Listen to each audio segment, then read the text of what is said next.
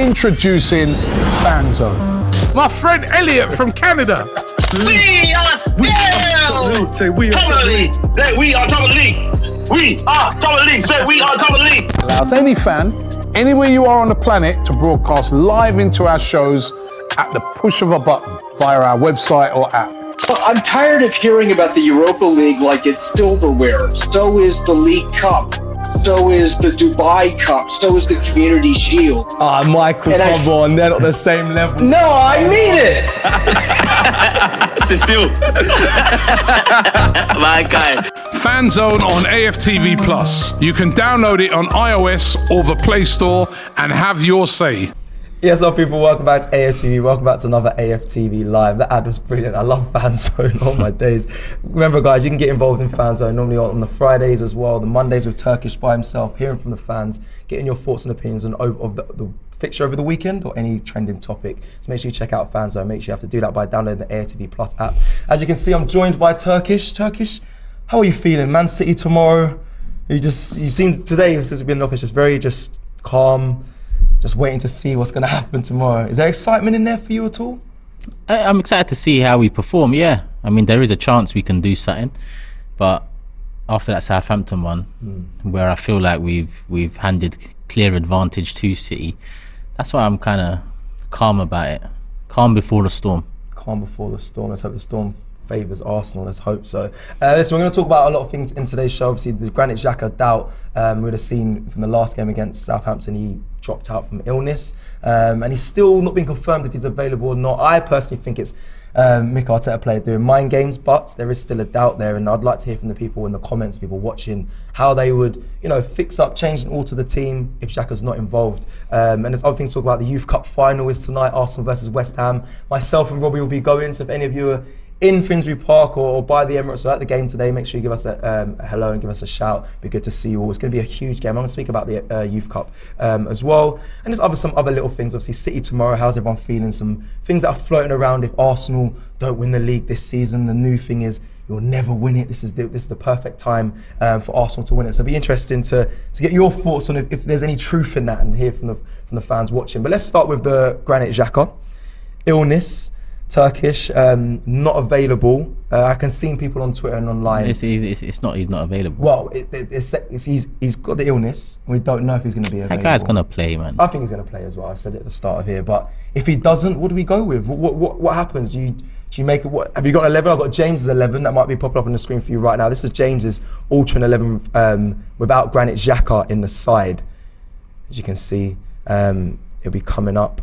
He's got Ramsdale in goal, White, Gabriel and Tierney in the back three, Saka and Zinchenko as wing backs, Partey, Jorginho in the midfield, Odegaard in the inside forward, with Martinelli and Jesus up top. If Xhaka isn't available, Turkish, listen, I believe he will be there. I believe it's mind games. I think it's Arteta just trying to get the upper hand. I think we need Granit Xhaka in the side, but do you agree with what James has put there? Would you make anything different? Would you think it's too much tinkering? I think that's a lot of tinkering to the side in my opinion, but would you change it? Would you stick with a back four? Even with Xhaka there's question marks about what we do with Rob Holding being there and whatnot. It's a difficult one because, we can all give our suggestions on how we'd play and how to change it up. Arteta's in a position where if he changes it up, we don't get the result. People will ask why we changed it up so much. If he doesn't change it up, we don't get the result. People will ask why he didn't change it up. So I'd suggest maybe Zinchenko is right back because he doesn't play left back even though he starts in that position anyway. And Ben White slots in as a centre back and that will be probably the main change for me with Tierney coming in at left back. But aside from that, I mean, it's all just individual opinions really, and none of it has any real base or any real it's a difficult one. Because did we miss Xhaka against Southampton? Do you think was that not a factor for you? We missed Xhaka because Vieira was so poor. That's what it is. I don't put the result down to not having Xhaka. You look at the way we conceded the first goal, and you look at the complacency that kind of started creeping in against Liverpool and then West Ham. I think it comes down to a lot of complacency, even that Southampton result.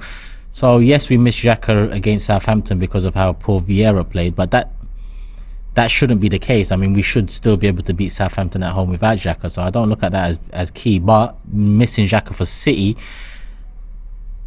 probably would be key, because Xhaka's come on leaps and bounds this year. You know, in previous years, in big games, I would have preferred not seeing Xhaka in the lineup, because he tended to cost us more often than not. But this season, it's been a new Xhaka, so we need Xhaka to be starting against City, even if he's 80-90%. He was out with illness. He's a machine. I expect him to be back, and I want to ask the people listening in and getting involved in the comments here, and you, Turkish, if Xhaka is not available through illness, which we both don't believe we believe he'll be there come tomorrow's game, but if he's not, do you go again and trust Fabio Vieira in that position?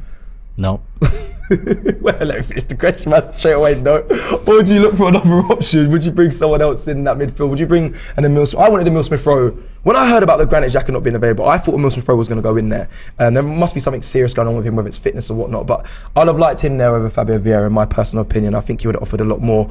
And I know people say it's hindsight now, but I generally said this before the game. I'd like to see Emile Smith Rowe in there. Even though Jorginho, a bit more experience, would have been better than in my opinion than Fabio Vieira. But if he's not available, Granit Xhaka, do you call on those names to go in his place? Not even Smith Rowe. Like, don't get it twisted. I like Smith Rowe, but you can't start him for the first time in how long against Manchester City away from home. In all honesty, I'd probably move Odegaard to the 8 and put Trossard in number 10. But then again, at Etihad, that is quite an attacking lineup to go with. So what James suggested with Jorginho and Partey, I guess that adds a bit more defensive protection in the midfield. But in terms of fluidity moving forward, actually Jorginho's a good passer. Yeah, Jorginho's a good passer. Partey needs to up his levels compared to the last couple of games. So off the bat, I'd probably say Odegaard 8, Trossard 10, but it could be Odegaard 8 and Jorginho in a double pivot with Xhaka, with Partey, which I think could work as well. Isn't just for clarity here, if I was going to do it, I'm going to trust in Rob Holding. I know it's mad. Rob Holding versus Haaland is going to be crazy, but I'll keep Ramsdale. I'll play a back 4. I'll put Holding in there with Gabriel, Zinchenko, Ben White. I'd put a double 6 in a double pivot. I'd put Partey and Jorginho in there, and then let Martin Odegaard play in that 10 alone, and let him just be creative, and let the front 3 of Jesus, Martinelli and Saka just have a field day. Let them do their stuff. I think that is it. It's a bit of a balance there with a defensive with Partey and Jorginho in there, and then the creative people going forward. I think you just got to go for it. If that's the case, if that's my lineup anyway for tomorrow, if Xhaka wasn't there. But yeah, we'll see. And even if he is there, I don't know if we play the way we always play and go for it and put Xhaka up high up playing. You don't go for it at Etihad. You can't do that. That's what you can't go for it at the Etihad like that. Arteta's not going to change. I don't think he's going to change his way of playing tomorrow. We're going to have to soak up pressure and probably hit them on the counter. That's probably what we're going to have to do, because City are flying right now and we're not. So, and we're at their ground. So at the end of the day... But you're saying, so sit back and we're going to have a lot of pressure. But if you're saying sit back, Man City will be able to undo us at some point if we're just going to let them play their game. That is something I worry about as well. I feel like you have to half go for it, have belief of... Listen, we haven't beaten them, but I've seen us really give Man City a real test. No, but when you say go for it, you don't go for it from the first whistle. You don't try and start on the front foot, in my opinion. We're away from home. We're away from home, so we're going to have to soak up. We're going to have to be in the game come the half-time whistle. We're going to have to manage the game well. We're going to have to pick our opportunities, take our chances. If Jesus gets similar chances against City as he did against Southampton, then he needs to bury. Yeah, I'm disagreeing here, because I just seen at Liverpool, and listen, you might be right when it comes to tomorrow after the full-time whistle. You probably think you will be, but at Liverpool, I feel like we went for it in that first 30 minutes, and it was a side that shocked me. Rob Holding was in that side as well, played very well. We also gave away the punting, but he played very, very well, and so did the team for that 30 minutes. I think that's how we need to approach this Man City game. I think if we sit back, it could be dangerous for Arsenal. I remember watching a few games this season and being like, look, we need to weather this storm. Me and Robbie looking at each other, just weather this storm, and that storm just grew bigger and bigger and bigger, and we got more and more stress. So I feel like we can't, I'm not saying all out attack, what you mentioned, but I'm saying we don't just sit back and hold and wait and weather a storm for the first 15. I think we have to kind of shock them like we did at Liverpool with how good we can be. Whether the players turn up and do that, that's down to them. I don't think it's even on Mikel or Pep. It's down to the players, and they've got a big responsibility come tomorrow. I do want to move it on to this a conversation about experienced players. last season, Turkish, me and you, we spent many a times on screen talking about the experienced players are. I want to say letting us down. Last season, we relied on the youngsters, the HLM boys, the Mill Smith Rowes, the Xhakas. Coming towards the latter stage of this season, do you worry that we're falling into that kind of trap here in the sense of, I'm looking at, listen, Rob Holding is an experienced player. Let's not get that twisted. He's probably one of the most experienced players in this Arsenal side, along with Xhaka and El Neni. He's experienced. I'm going to put in Jesus and Zinchenko. Listen, not experienced at Arsenal, but experienced in this whole context of, we're going to need these players that have been there, won the Premier Leagues. Past couple of weeks have been sloppy, I'll be completely honest. Jesus had many chances against Southampton, really let me down in that case. Zinchenko, misplaced passings at times. Thomas Partey, an experienced player. Also, in my opinion, of recent, been letting us down. Are we relying heavily back again, as it has been over the past seasons, on the young players? The Martinelli's been superb for us. Bukayo Saka, young, doing very well in that line. Gabriel, also quite a young centre-back. Ben White. Are we looking, Ramsdale's young goalkeeper, are we looking more for less experience? Is that kind of the story right now, Arsenal? Because that's how I feel like it is. We need these experienced players to step up, especially come tomorrow. Well, we've got a second youngest team in the league, so that's been the case all season, no? I look at Xhaka as one that's experienced, and over the years he's been doing very well this season. He hasn't transferred that experience into leadership as well as he's done this season, in my opinion. Partey, he's experienced by age and he's experienced by where he's played football, but he doesn't show it in terms of leadership. He doesn't, does he? Nah, Rob Holding, alright, he's experienced, but he hasn't got the quality. He should know the club the most, though. And you can mention Jesus and Zinchenko, but Jesus and Zinchenko are experienced because of what they've come into. At City, they want the leaders, they want the experienced one. They had a De Bruyne, they had a Gundogan, they had experienced players to help them guide them through. And yes, what they learned off them has been, a benefit to us, having had them come in this season. But we still need more experience. Obviously, we're not talking about the transfer window here. We're talking about a game tomorrow. So, we have to make do with what we have. But it's an area that, especially headed into the Champions League, we need to address 100%. We've already got a young, solid base. We've already got a few up-and-coming stars, tie them down to their contracts that we hope they get tied down to. And, focus on the experienced players coming in the summer. Yeah, I hear that. I just feel like, the youngsters, they are the one leading the way, and they have been for this Arsenal side in the past couple of seasons, but I really need the experienced players to really step up. And I'm looking at the Rob Holdings, I'm looking at the Thomas Partey. Tomorrow, they need to be essential when it comes to the game if they're starting Rob Holding, that is. But I need it. We really, really, really need it. Now, I did mention it at the beginning, before I move on and take some of the comments. Youth Cup is tonight, the Youth Cup final. It's going to be a bit of my section here. Listen, I still continue to work with youth players across the country at professional clubs, and it's a massive, massive night. It's Arsenal versus West Ham. It's a big game. FA Youth Cup is probably the biggest game for the youth. It's the biggest moment of my career when I was playing at Crawley Town. Was the Youth Cup games, and it's massive. And we've always had a good youth setup. Listen, Jack Wilshere is the manager of the under-18s. He's also won the Youth Cup. It's going to be huge. Obviously, West Ham, they actually, I believe, they're top of the league in the youth league. So they're currently killing it at the moment, and they beat us as well in a league fixture. So it's a lot of pressure on this game. They have got a good setup, but Arsenal got loads of players. Miles Lewis-Skelly as well has been involved in there. Raw Waters, who we've seen on the bench many a times. There's a lot of good players in there. Koza Dubry as well. Really good players. It's going to be a big night for them. Like I mentioned, me and Robbie will be out there, but I kind of want to push it over to, it ties in with the experience and the HLM boys and how they've come through, and how much of a big career these young players can have. I just want to ask you, I know, it's a big Youth Cup game, but do you think Arsenal doing it right at the moment, bringing in the youth team and bringing them through, the HLM boys of the academy and whatnot? Do you think it's going well in the sense of what we saw with Xhaka, the Mill Smith Rowes? And do you think we have one of the strongest, young setups in the country? There's obviously the Chelseas and the Cities, but it's more Arsenal that have been up there. Yeah, but listen, you know what? First and foremost, I care about the Arsenal first team more than anything. Yeah. More than anything, more than the youth team, the women's team. The Arsenal first team is what I fell in love with, and that's the main thing for me. It's good to have a good young side, because then you can bring in players that have learned at the club, been at the club, loved the club before they even touch the first team. That's all good and well, but we've literally just moved on from a topic where we asked, do we need our experienced players to step up? We're one of the youngest teams in the league already. We have been for the past 2-3 years. So as much as, all right, we're in a Youth Cup final, which I don't think you can take much from.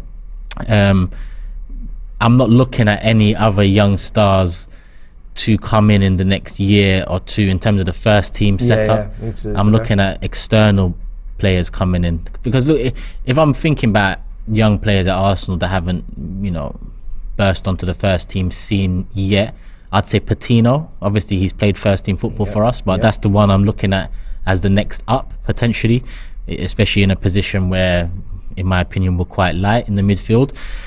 Aside from that, Youth Cup final is good for the young players to get accustomed to winning and, you know, being successful in an Arsenal shirt. But aside from that, I don't really take much. I hear that. It's like the Brook Norton Coffee as well as another good player that we like to see in the side. But again, with this though, I want to talk about this as well too. So basically, recently I've been out meeting other fans and them not saying, you lot better do it this season, you lot better do it this season. Obviously, they don't want City to win the treble and the three-peat. But their thing is, you have to win it this season, because if you don't, you're never going to get a better opportunity to do it. And I don't like hearing this. I keep hearing it. They said, if you don't win it, that is it for you guys. You're going to fall below the wayside. You're not going to do one Champions League, and that is it. And I kind of want to have a good conversation about, is there any truth in that? Because when I look at Arsenal now, I see we're the best football inside. We play the best football. That just doesn't go out the window if you don't win the league. That's one thing. Secondly, we have a young side. You just mentioned it there. Got young players coming through. We have one of the youngest sides in the league. So that gives them age to develop, move on. We're getting them on new deals. They're going to be here for a while. Okay, they've been in high press situations, been top of the Premier League for most of the season. That's another thing. We have a young manager that's done amazingly well. So why can that not carry on and prolong in the further seasons coming? I feel like this whole narrative of, if you don't do it this season, you're never going to do it, is really, really annoying. Yeah, but fuck them. You don't need to seek validation from opposition fans. Like, let's be honest here, they're gonna find every little crack to glorify or to exaggerate, because you generally, especially on Twitter or online in this content creating world, you don't get many opposition fans that can be level-headed about a rival or a club that has rattled them or they dislike. Yeah, I don't care what these other fans think of Arsenal. I care what I think and what I see. That's it. I mean, if they don't think we're going to challenge next season, so what? They don't think we're going to challenge this season, but it's we are. Crazy. They just have it so much chest. They say, look, you're not going to spend. And I find that crazy. Like, we're going to be in Champions League. We're going to get more money coming into the next season. We're going to listen. Arteta and the board have spent a lot of money in the past couple of windows. I don't see why that wouldn't continue. I just feel like this whole narrative of, like, if you don't do it now, you're never going to do it, it's starting to wind me up. And there's something I wanted to debunk. And I think they have no opinions or no facts to guarantee that, nor do I. But when you look at it from the step back and you say, look, young team, young manager, best football player in the league, you don't really see us collapsing, famous last words, next season. I don't believe that will happen. I think we're going to be more hungry, more ambitious, and want to go back and do it even more. So yeah, I thought I had to just highlight that. We've got some super chats in the chat box. Let me just read them out here. Yes Man says, I don't know if this means anything, but I've never seen Arteta talk so much at a post-match interview. Usually he is very cagey. Looking into his post-match interview, I guess after Southampton. He might, I don't know, was he speaking a lot, but I mean, there was a lot of things to talk about. We went 2-0 down against Southampton. I mean, there was a lot of talking points in that game. Yeah, can't take nothing from that. You can't really, there's nothing I'm buying or looking into and with a magnifying glass and saying, oh, he looks rattled, he looks worried. I think there was a lot to talk about and he probably discussed them. Giuseppe says, pray for the spirit of 89. A team must watch similar story. Obviously 89 to Michael Thomas. Yeah, winning at Anfield, win the league at Anfield. It's a big game come tomorrow. Like Arteta said in his press conference today, if you haven't seen it, make sure you check it out. The league's not won or lost in tomorrow's game. For our belief, your belief, maybe like if we lose, then it might be over. It's not won and lost. There's still plenty of games to happen towards the end of the season that can change things. But it's going to affect us, I know, as a fan base, mentally a little bit, especially me. I'm going to be a bit more disheartened if we don't get the result that we all hope for tomorrow. But it's a big game, it's a big ask, but this is what it's about. If you want to win the league, you've got to win these sort of games. You haven't beaten City this season. And I know some people go with the fact of, you can't call yourself champions if you haven't actually beaten, the person who's number 2. I think that's bollocks. But it will hurt to say that we didn't beat Man City once if we don't win tomorrow. Especially in the title running. It will be the end. I mean, I feel like we've already drop the ball, having dropped points 3 games in a row, especially that Southampton one. So it already feels like Man City are the favourites and Man City are going to win the league, in my opinion. We've got a chance, a big chance to turn that narrative around. And, you know, it's at the Etihad. If we lose, then it's over. If we draw, there's still a chance. If we win, then we are back in the ascendancy. Difficult games coming up. It's hard to think about those games before even touching the pitch on the Etihad, because this is the most important. I'm not thinking about Newcastle, Brighton, or who else have we got? Chelsea next week. Yeah, I'm not thinking about them yet, Wolves, because this is the one. This is the one. It's not over if we lose, though. It will feel like it. All right. I know Laurie tried to argue this when it was on the Matchday Live with Turkish. Obviously, football's a funny game and it can come down to the last game. It definitely can. But that is more belief, 100%. It'll feel like it's over, but football, like I said, there's still games to be played. City are going to drop points as well. Let's not get that twisted. They're going to drop points. Maybe might not be as much as Arsenal as you may think, you may not, but there is still games to come, and you never know what can happen. It's not going to be decided. It's true. I mean, you do never know what's going to happen. But it'll feel like, if we go there tomorrow and lose, embarrassingly as well, it'll feel like that is it. It's completely done. But football's a funny old game. Let me go to the super chats here as well. Yes Man says, he's back with the super chat, says, that's what they said last season. They said it was our best chance to get top 4. That's very true. And that next season now, look where we are. It's nonsense. Again, last season, we could have got top 4. We obviously lost out to Tottenham there. No one expected us to be where we are at the moment. And it kind of ties in nicely with some of the pundits. They put their predictions for top 4, and Arsenal were not in the first position or second position from any of them. There's many pundits on there. I don't think we're even in third position. You can see it here. It might be come up on your screen as well. Of some of the people like Michael Richards and all that. They give their thoughts. And Arsenal are not first, second or third in anyone's predictions. First, second or third. They all expect us maybe to pip top 4 in the next season, which is this season that we're currently in. But no one expects us to be where we are. And even, I'll be honest, I'll keep it real, nor did I. Did not see this coming. 2 8th place finishes, a 5th finish. To be top of the league for most of the season, it's definitely progress, massive progress from Arsenal. And the doubters are going to say, you're going to bottle it, but they got to give credit to where we've been so far and what we've done. So yeah, big up for that super chat as well there. Yes, man, I appreciate that, because you're right. No one could have seen this. I remember Man United fans saying when they brought in Varane and Sancho and all that, they said, this is it. We're going to be challenging. This is it. We're probably going to win the league with the players we got. Had the worst season they've ever had. Abdullah with super chat says, I remember Haaland, Kevin De Bruyne and Mahrez, Jack, Rodri and all play against Holding and Gabriel in the FA Cup. Haaland was quiet. We just need a good game. Believe. I believe we can do it. Do I think we will? No. But that's it. I don't understand. Straight and simple. To be honest, FA Cup, Haaland probably did have a quiet game by his standards, 100%. But Holding was also, in my opinion, struggling with Haaland in that first half. Hence the yellow card, hence the early substitution. So, and with him on the cusp of breaking the record. Yeah, we had a heavily rotated side now. I believe Matt Turner started in that. We saw Fabio Vieira as well in the FA Cup game. We made 6 changes. It was a completely rotated side, and I don't want to say channel that because it'll be a completely different side come tomorrow. But we really need to. Again, I think we should go there and shop them, play the way we've been playing. I don't think we worry about City too much in their threats and kind of sit back and wait on it. I just think we just go for it, and we have to show something. We have to show some fight. I think me going there tomorrow, I'd rather see them be courageous and brave and really go for it than just sit back and kind of accept that City are on great form right now. So let's hope we see that tomorrow. The W with a super chat says, time to put Zinchenko in the midfield and Tierney at left back. Would start Trossard over Jesus. Not having Saliba is a big worry. Zinchenko in the midfield, James would love to see that. Is that something you would want to see, Turkish, or tools Zinchenko in the midfield? You're a big fan of Tierney, but is Tierney ready to step into this game? Zinchenko's main quality is he adds another body into the midfield. Yeah, that's the part of it. So you get the overload and you get a player in the middle that gets a bit more time on the ball or a bit more time to get into the pockets. Yeah, if you start him in midfield, then you don't have that overload. So will you get the same output? That's what I have doubts about. It's an option. It's an option that James has suggested many a time this season. So if I was to see it, I get it. But at the same time, there's doubts that we would see the same Zinchenko we've been seeing in midfield from the left back position. Then we would see him starting in midfield in that position. Okay, I hear that. And what about Tierney just going left back though?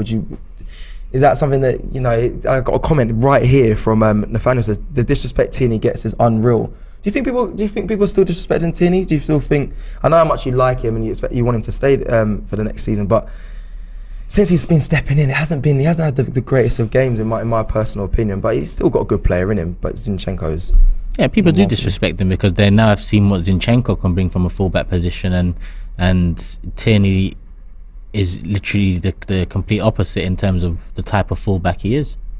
So people will try and disrespect. I see a lot of Arsenal fans doing it now, but Tierney's a solid player. If he starts a game, I'm not too worried. And yes, recently against West Ham as well, I think Bowen had him on the ropes a couple of times, and I think he did struggle. But overall, I like Kieran Tierney. Yeah, I like what he brings, but it's very different to what Zinchenko brings, and it has an impact on how we play football, how we come out the back, the overload in midfield. He brings something different. He can actually bring an overlap for Martinelli, which Martinelli's, you know, hasn't had all season, because we don't have an inverted fullback on the right hand side to still create that overload in midfield. Tierney gets exposed a bit more in comparison to Zinchenko and what he brings. Yeah, I hear that. All right, let me do this now, yeah? I'm going to put a little poll in the chat, all right? Firstly, let me just ask you first, Turkish, before I answer the main poll question. Is a draw a good result tomorrow? A good result? It's a tough one, isn't it? And the poll that I want to be put in the chat is... Yeah, I'll take a draw. Would you take a draw now? It keeps you in it. Would you take a draw now as a poll I want to be put in the chat? I want to hear from people and see what they think. Would you want to see Arsenal go there tomorrow and play with, like I said, courage, bravery, and go and attack City and maybe nick something? Or would you take a draw now? Because a draw, like you just mentioned there, it keeps you in it. Keeps it ticking over. It keeps Arsenal, you know, hopefully challenging towards the end of the season. It gives you more belief towards the end of the season. Would you take a draw now is the question. For me, I'm going to say yes. And I don't normally do this. I'm normally the fan that's like, nope, believe. But I think tomorrow with the likes of, you know, Saliba's out, and we're going to talk about his injury a little bit as well. The back, it could be a disc injury. And if that's the case, he might be out for the rest of the season. But would you take a draw now? And you said it'll be a good result. Would you take a draw now, or would you? Yeah, I'll take a draw now. You take a draw now as well. It's easy to say no because I understand people that say no, they wouldn't take the draw. Yeah, I understand it as well. Who doesn't want 3 points over a point? That goes without saying. But the fact of the matter is, if we go for 3 points and end up with none, then we need Man City to drop points in 2 of their remaining games. If we go in and get a point out of the Etihad, then if they drop points in one of their games, then we'll back in with a shout. That's just how I see it. Does it show our belief levels though, us saying that we'll take a draw now? It kind of does highlight that, innit? But I think that's the feeling I have right now because of, you know, the injuries, the way City are in tremendous form. But yeah, I'll be interested to see what you guys have to say. But yeah, a draw, will it end up being a good result? I think you're right there. It keeps you in it. It's something off the back of, I mean, that'd be 4 draws in a row, which is a mad thing, which is a bit of a mad thing. But I think going to the Etihad, haven't beat them all season. Yeah. Draw, you know, it's something. Yeah, it's something I'd say. Let me see what the poll is saying as we got it up here right now. A lot of you getting involved here. It's just going up and up and up. It's quite neck and neck. 51% currently say yes. 49 say no. And I get the no. You said it. I get it. I'm the fan that always says no. Let the players go out there, do their thing. Listen, I believe that you never know what's going to happen in football. But I don't know what this. There's a feeling in me right now. Maybe it's because it's coming to crunch time and it's just like, I want it to continue. I want Arsenal to continue in the race. And even if we lose, there's still some to say that, you know, we're still in the race. It's going to make it even more impossible. But a draw, I don't think is a terrible result. I think if we end up getting a draw tomorrow, I don't think fans are going to be losing their heads either. I wouldn't be. I don't think there's going to be many people getting too annoyed at that. But still, it's neck and neck on the votes. Get involved in the votes on that. The time to lose your heads has passed. Southampton, when you drop points, I get losing your head there because we shouldn't be dropping points. But a loss at the Etihad, I'm sorry, but Manchester City are the best, you know, team over the last 5-6 years. They're one of the best teams in Europe. They're on course for a treble. So losing at the Etihad, I don't understand how people could lose their heads about that. They are the favourites. Obviously, it will, in my opinion, end our title challenge. But losing your heads because of a loss at Etihad, it doesn't make sense to me. If we lose, we're out of the title completely, done and dusted. So you say it would be justified for Southampton the draw that we picked up? That's the time. Because when I went and spoke to fans, many people were, of course, they were hurt. They were hurt, but they also there was a portion that would say, "But we clawed back to a draw." You know, it's someone else. If it's a damage in defeat, who's that? Dial. Fair enough. If it's a 4-5-0, then I get it. Yeah, it's different. Then I get it. That's fucked. It's plain and simple. There's no way to look at it. But if you lose 2-1, 3-1, 3-2, something along those lines, you put up a bit of fight, it's a tight game in parts, then, I'm not saying that's a good job, because it's not. You've lost the game. But what I'm saying is it's not a cause to lose your heads. I just want to know if people are with me, because it's hard to visualise how this game goes, because I don't see it being like a 1-0 Arsenal. If we're going to win, a 1-0 Arsenal seems out of the question. You're not going to stop Haaland from or City from scoring or breaking down a defence. So that for me seems out of the question. You can do a Liverpool and shock City and maybe get 2 goals up, and hopefully we can see it out. But that also for me, it's not a clear picture there. A draw, I can kind of see from Arsenal. I don't know the exact score, 2-2, 3-3 or 1-1. I can see a draw. Yeah. But what you just said there, a damaging defeat, that's my biggest worry, if I'm completely honest. Like a 4-5. That's what's there that I'm worried about, and it's why my answer is, would I take a draw now, is kind of there, because I can't. That's why you don't go in and try and go toe to toe with them. But I feel like I don't feel like you sit back, because I feel like they will break you down, and then if they go and score an early goal by breaking you down, open up. What's going to happen if we open up then? But I've seen us go to Liverpool and do. I've seen us go. Bro, you're comparing Liverpool right now to Manchester City, bro. Liverpool are a formidable side, especially at Anfield. Not this season, they're not. We've gone and balled teams off the park straight away, quick. But not early. Manchester City, we've not. In the cup game, the cup game, we didn't ball them up, but we were dominant for most of that game. Bro, not dominant, bro. You can't call that. They only scored by Nathan Ake, just literally. But we wasn't dominant, bro. Honestly, I need you to go back. They was the one that deserved to win. No, we kept it. Bro, name me the chances. Name me the chances we created against City in the FA Cup. The only chance they had was that Nathan Ake just passing it bottom corners. The only chance I can remember clearly that they really caused us problems. Haaland was quiet that game. We had a rotated team, and we had a lot of the possession. I'll be honest. I was at the game. And it was quiet from the City fans. It normally is, but. Yeah, we had a lot of belief in it. But listen, we'll look back and forward on that. But I genuinely believe it. Check the stats.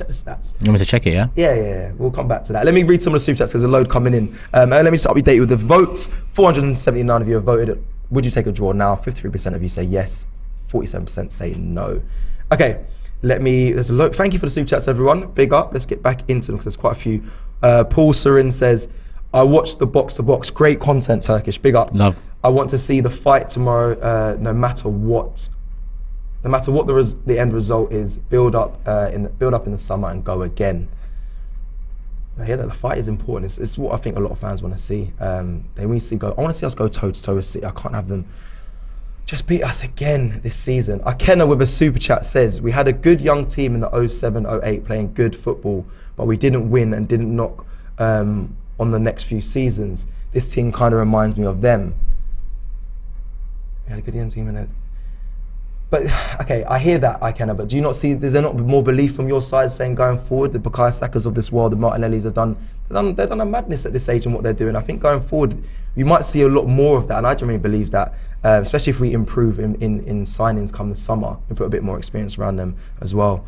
Rizwan says with a super chat, would you risk Saliba if he was 75% fit? We always have these conversations. With a risk of a long-term injury, and would you sign a world-class finisher to start instead of Jesus next year? So let's start with a 75% fit Saliba. Depends what he means by long-term injury. If he's out for the rest of the season, cool, I'd risk it. If he's out for the rest of the year, then no, I wouldn't risk it. The thing with me, there's word that it's a disc problem. Yeah, this is not confirmed. It's what it's been floating around the internet and saying that it might be something to do with his disc. And if that is the case, yeah, the internet talks shit. I was gonna say, let me get to my point. That you can say the internet talks shit. If it is a disc problem, that can be severe and that can actually hinder his career, Saliba. So I think Arsenal will take it very serious, and that's why it's probably taken so long instead of trying to force it. Because I know Saliba said if there's any chance that he can play, he will make sure he's there. But I feel like it's the medical team that are holding back because they realise the severity of the injury. Would I risk it? You're ruining a man's career if it's a long-term injury after. So personally, no. I'm thinking more of the player there. And 75% fit, Saliba, it may not affect the result, we don't know. And would you sign a world-class finisher? Something that, people were talking about Jesus, he's only got 9 goals. He was injured for a long time, but he's not putting away chances. Is it something we need? I think priority for me is the midfield. No, we need a striker, man. Yeah, just a killer in front of goal, top goal scorer. It's a tough one because we want that, but realistically, would he play number 2 or would he come in to take over Jesus' spot? You fight for it. We're in Champions League again. Why not? City's back up to a World Cup winner. So why, that's who we're trying to compete with over the next few years. Rotate. Based off of this season and the bar being raised to the level that we've seen. So, we need one different type of striker in our ranks. And I look at Jesus and Trossard as false nines who can link up play from that position. And they bring a hell of a lot. But sometimes you need a player that's just going to put in the back of the net there. So there's going to be games that dictate when to start someone that brings in Xhaka and Martinelli or the wingers that start. And you make decisions to start a finisher when it comes to games that you feel like you might have limited chances or it might be tight and you're going to need to bury anything you get, and we don't have that. But is there an argument to say that Mikel Arteta has done so well this season by sharing the goals, by the team sharing the goals around the pitch with what we're doing, top of the league so far for the majority of the season, without a big, striker? Or do you think who gives a shit? Like, we need that to improve, or would you say, fair play to him? Like we shared the goals around. There's been a lot of goals from all teams, and you can get it over the line. City proved to do it. I know they got Haaland now, but they proved to do it in the seasons before.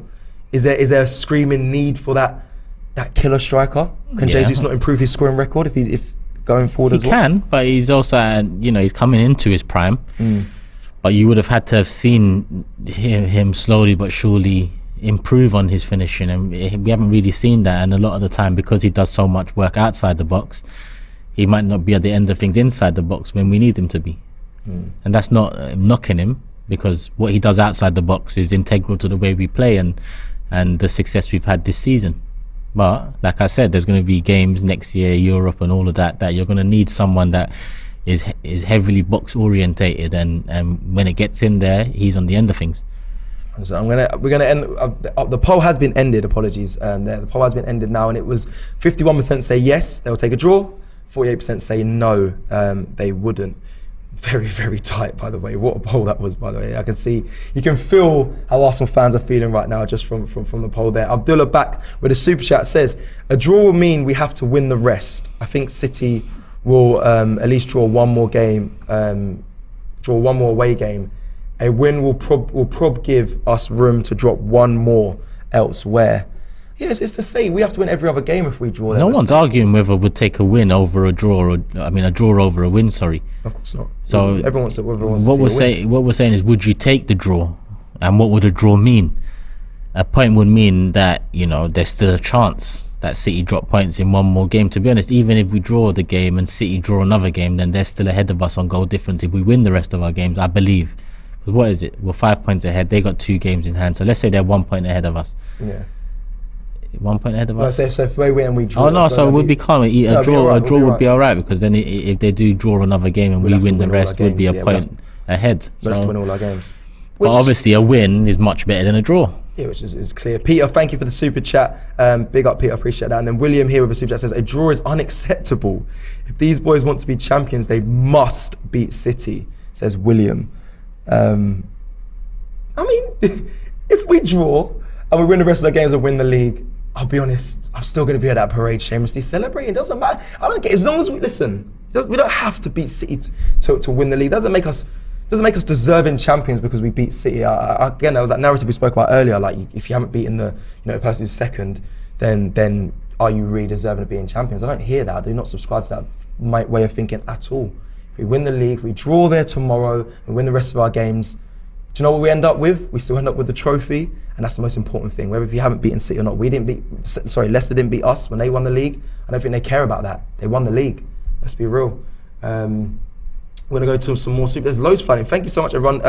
Peter Tillahan says, I don't mind losing, but I can't see us losing by a personal mistake. Thinking about the title pressure. Let's give City a hell of a fight, and this is about us showing them what we got. This is not a cup final. It'd be annoying to see us lose it by our own mistakes after what we've seen in the past couple of weeks, and even last season, Turkish. There are a lot of the times when we were losing out, dropping points was because of our own mistakes, and that is the most frustrating. I don't want to say, and I hear what you're saying there, actually, Peter. Thank you for that super chat, because you really don't want to see it looking like the pressure's got too much for the boys.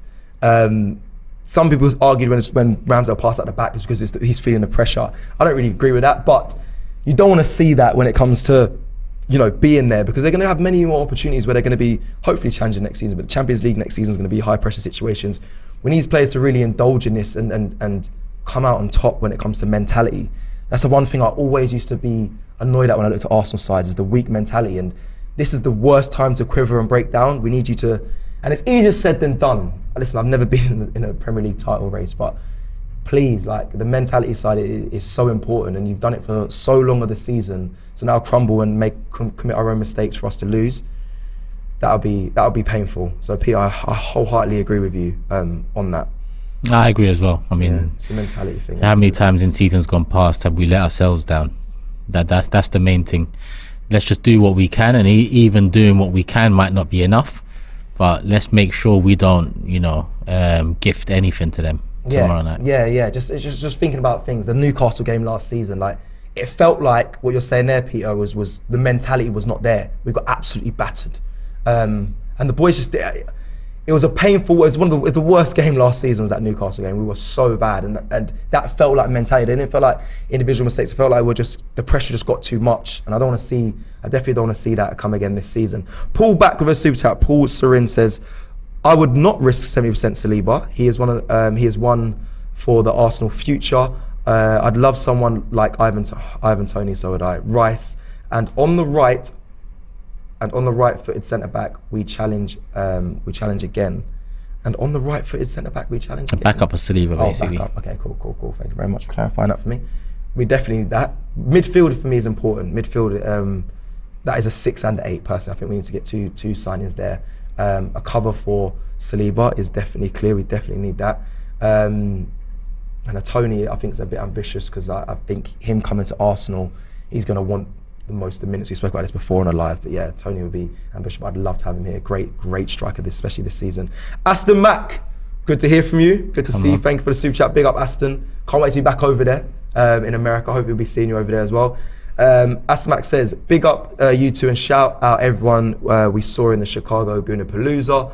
Big up Elliot, legend. Elliot always regular on the FANZONE as well. Big up Elliot, good. He's a good laugh. And Gooners around the world for raising 350k for the Arsenal Foundation. See you soon. Give you a round of applause. That's massive. Big up, 350k raised for the Arsenal Foundation. Thank you, Aston, for that super chat as well, and highlighting all that legend. Isaac again with a super chat. He sent 2. Thank you very much. Says, at the end of the day, this does not matter. Stop talking about Arsenal.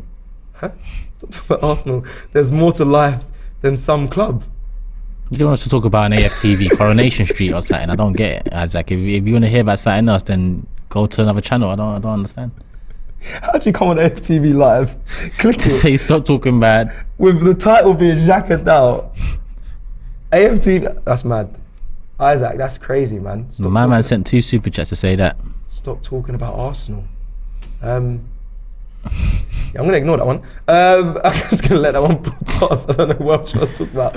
Eros for the super chat says, win. I think his highlight, obviously we said, would you take a draw now? But he wants to win. He wants to see the win, and I'm sure we all do. But what do you think is going to happen? What do you believe? Let's hope Arsenal win, but I would take a draw right now, personally. Scape with a super chat says, generally think if we sit back and soak up pressure, it will be an embarrassment. I'm with you, Scape.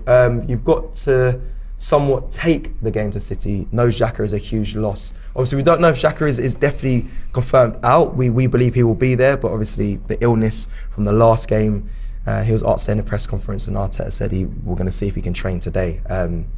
But yes, I believe that as well, Scape. I'm with you. Turkish disagrees. I'm with you. I think if we sit back and invite pressure, that could be a problem for this Arsenal side. And somewhat we do have to go through it in some sense, like we saw at Liverpool in the first 30 minutes. But that could also unravel us. It could, but I'd rather take the risk than allow City to break us down. Rizwan with a super chat says, do you feel this Arsenal team gets disrespected? City on course to win a treble and make 94 points, more than last year, yet this Arsenal team is still top. We've drawn 3 games and we still could win the Premier League. Do you think this Arsenal side gets disrespected? It depends who you're looking for respect from, Rizwan. Are you looking for respect from United fans? You're not going to get it. Are you looking for respect from Tottenham fans? You're not going to get it. Chelsea fans? You're not going to get it generally. Yes, you get some fans that can push bias aside and speak openly and honestly. Some. But generally, if you're looking for respect from opposition fans, then why would be my question. Who really gives a fuck what they think? Yeah, but what you mentioned there, like not the objective view, but you look at it through non-tinted glasses and you say, young side, City have been rampant this season. Let's not get it twisted. Yeah, but who are we looking for respect? Who do you want respect from? For me, I don't care for respect from no one. I respect myself, but do you think it gets disrespected whether that's the media? But do you agree with that statement? Do you think they get disrespected from the media then? For the achievements they've done? I know we haven't won anything yet, but being top of the league for most of the season, when City are in there for a treble this season, 94 points they could accumulate. Got to give respect to Arsenal for how well they've done this season. Yeah, but I think we've got respect from the media. Okay. There's the answer there. I know a lot of people have been rattled by Gary Neville all season, but aside from him saying United will finish second at a time where that looked highly unlikely, his prediction that City would come back into it wasn't a wild prediction. It was a prediction based off of what City are and what City have done over the last 5-6 years.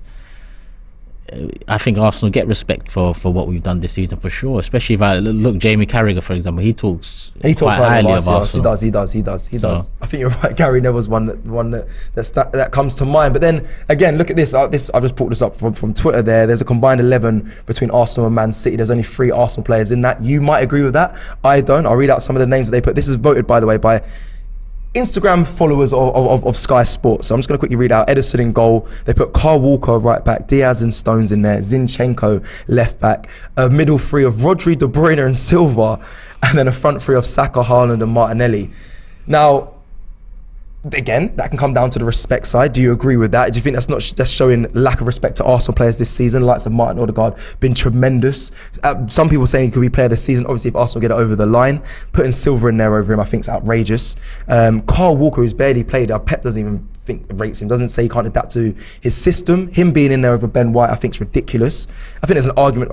I'll say Gabriel over Stones. That might be a small little bit of bias, but for me, I think Stones is the weak link in the Man City side. So I think Gabriel's been really good for us. I think having him in there would make sense. Ederson and Ramsdale, taking off my tinted glasses, I think there's a good debate in there. But I think that's 3 Arsenal players and a combined 11 from that. Bro, we ain't done nothing yet. Don't get me wrong. Ben White needs to be in there above Walker, and Odegaard needs to be in there above Silva. Then I might think, why is Gabriel not in there? But realistically, does it make sense Arsenal have more players in a combined 11 than Manchester City?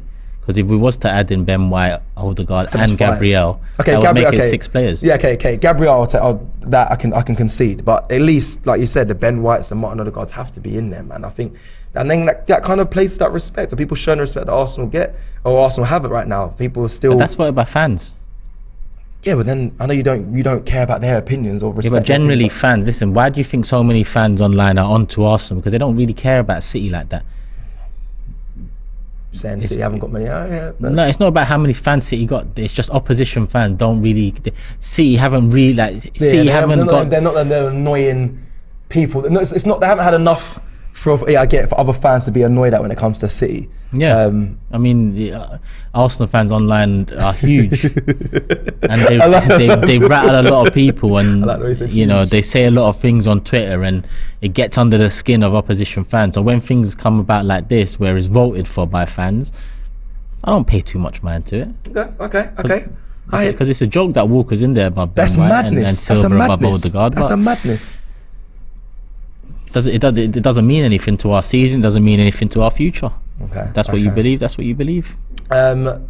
Flaws says retract the Stone statement, Cecil, mate. Why would I retract it? I think when he drives into the midfield and gets caught out, that's where City a lot of time get exposed. I think, listen, there's an argument there between him and Gabriel, in my opinion. I don't think Stones has been that great, in my personal opinion. He's a good defender, 100%, a good British defender. I think the British tabloids boost him up more. But yeah, I would not retract that statement. Thank you very much.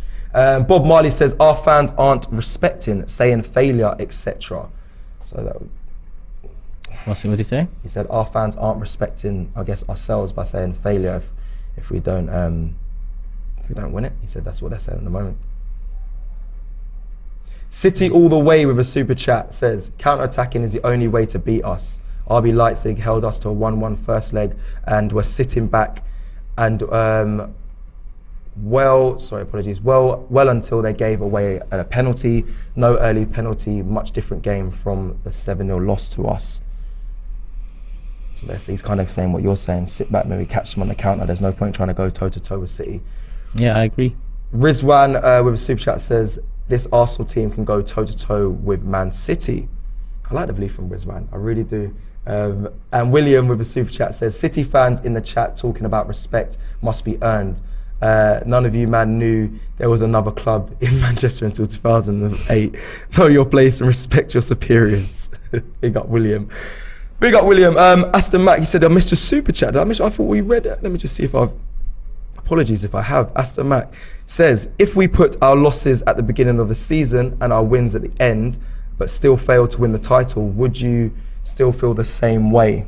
That's a good question, because obviously it changes the narrative a bit. Obviously we were behind City for the majority of the season, and you know, we make a late charge and we nearly get there but miss out.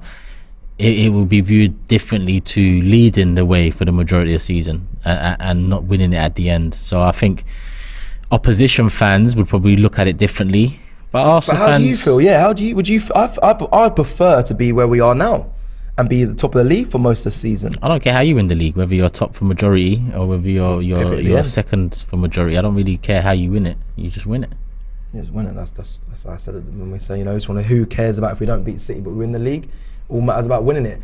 Hussein with a super chat says, all due respect, I think Arsenal have been great, but Odegaard, 12 goals, 7 assists is not even close for the player of the season. Maybe Arsenal's player of the season. No, not for me. He's had a great season. He's kicked on. He's added goals to his game, which is something people wanted. But if we're talking about players of the season from Arsenal, I guess you're looking at Xhaka, Martinelli, exactly. Ben White. Probably would be the three that stand out most for me. I agree. And I actually did mention, I caveated that. I said, if Arsenal win the league, I think Odegaard, they've been speaking about it, that Odegaard deserves the mention for in player this season. He's been superb. Yeah, I disagree with their saying as well. And like Turkish said, for Arsenal player this season, I'm biased, I love Xhaka. But Martinelli has to be in there. His goal scoring record, that's more of a conversation. But yeah, Martin Odegaard has also been pivotal, especially captain the side if we win the league as well. Yeah. It's a big talking point. Turkish, thank you. No worries, man. We've come to the end. Yeah. 55 minutes in. We are about to head over to the Emirates Stadium to go watch Arsenal versus West Ham in the FA Youth Cup final. Me and Robbie. People are still on the Stones comment. I'll leave it with you guys, yeah? Leave it with you guys. You can call me deluded for not saying it. Before we go, Escape with a super chat says, Turkish acting like we're 50 kilos boxing Tyson Fury. You want to end with a response to that, or you end with the last words on that? Listen, it is what it is. If you have belief, I'm not gonna, you know, I actually do have belief we can do something. Yeah. But if you're asking me to make a prediction, my prediction is we're gonna lose the game. That's my prediction. Does that mean that's what I want? No. Does that mean I don't believe we can win? No, I do believe we can win. But there's a lot more factors that kind of back up why I am predicting a loss than there would be factors backing up why you might be predicting a win. Aside from faith and hope and prayers, I don't really see much else to when people say we're going to win and I ask why, the answers that come forth. Yeah. Escape says, just messing Turkish, just before we end there. Big up everyone, thank you for joining us. Like the video if you like the video, and make sure you check out all the content coming your way. You can see it all rolling out as we're live at the moment. The box of boxes was superb over at the Etihad. We saw the preview as well coming out. Arsenal fans is there as well. I speak to some City fans, we have a bit of a laugh, and some Arsenal fans as well. So make sure you check out all the content ahead of tomorrow's big game, the biggest game in my opinion of this Premier League season so far. Let's hope Arsenal can go and win. We're believing, we're behind you. Let's just hope that it happens, and hopefully Arsenal can end up winning the Premier League. Thank you, Turkish. I'll see you guys again very soon. Take care. Peace. Love. Introducing FANZONE. My friend Elliot from Canada. We are still Say we are top of the league. We are top of the league. We are Double League. Say we are Double League. Allows any fan, anywhere you are on the planet, to broadcast live into our shows at the push of a button via our website or app. I'm tired of hearing about the Europa League like it's silverware. So is the League Cup. So is the Dubai Cup. So is the Community Shield. Ah, Michael, come on, they're not the same level. No, I mean it. Cecile. My guy. FANZONE on AFTV Plus. You can download it on iOS or the Play Store and have your say.